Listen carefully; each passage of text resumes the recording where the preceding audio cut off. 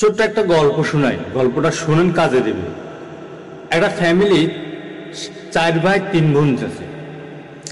4 ভাইয়ে মোটামুটি কেউ কেউ উচ্চশিক্ষিত, মাস্টার্স পাস, আবার কেউ কেউ মিডল রেঞ্জে শিক্ষিত। মোটামুটি সবাই এসএসসি লেভেলে, বোনেরাও প্রায় এসএসসি লেভেলে। কিন্তু ছোট বোনরে আদব কায়দা শিখাতে পারে না।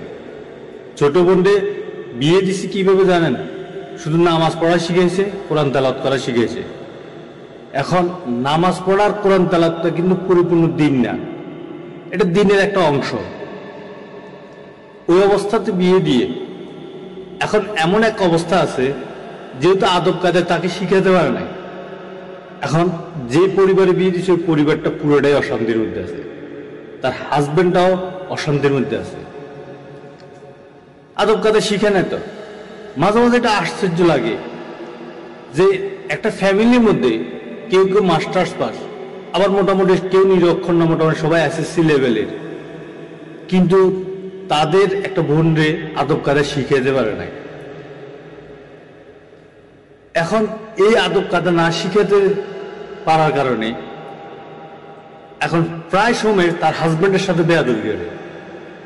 ওই যে আদব কায়দা নাই, তারা তো ভাবছিল যে কোরআন শরীফ পড়ালে, তারপরে নামাজ পড়া শিখেলে আদব কায়দা শিখে। আসলে বিষয়টা তো এমন না। কোরআন শরীফ পড়া, নামাজ পড়া এটা এক জিনিস, আদব কায়দা শেখা এটা আরেক জিনিস। এখন প্রায় সময় এই সমস্যাটা তৈরি হয়।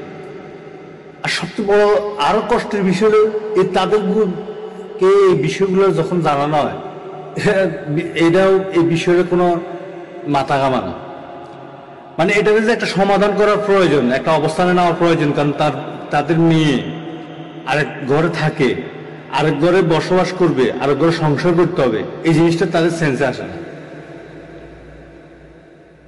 এই ধরনের ফ্যামিলিগুলো, মানে আপনার আশ্চর্য যাবেন এই বিষয়গুলো যদি আপনি একবার চিন্তা করে দেখেন।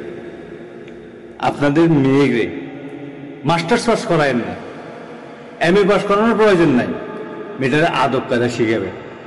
আমি তো ব্যক্তিগত পার্সোনালি এটা মনে করি, একটা মেয়েরে মাস্টার্স পাস করার জন্য ভার্সিটিতে পাঠানোর দরকার নাই, কিন্তু একটা মেয়ের আদর্শ শিখানোর জন্য একজন শিক্ষক রাখার দরকার আছে।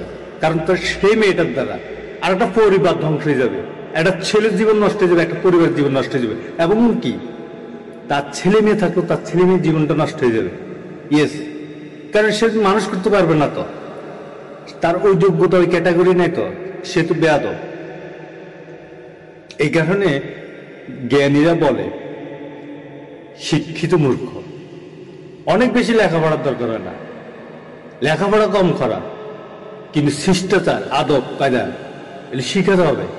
যদি মেয়েকে যদি এই শিক্ষাটা না দিতে পারেন আপনি, তাহলে আপনার মেয়েটার কারণে পরের ঘরে একটা সংসার নষ্ট হয়ে যাবে, একটা ফ্যামিলি নষ্ট হয়ে যাবে। ওই পরিবারে এই মেয়ের ঘরে যে সন্তানরা হবে এরাও মানুষ হবে না। কারণ এটার দোষ কিন্তু ওই যে পরিবার থেকে আদব কায়দা শিখার নাই, যে কারণ সে বেয়াদব।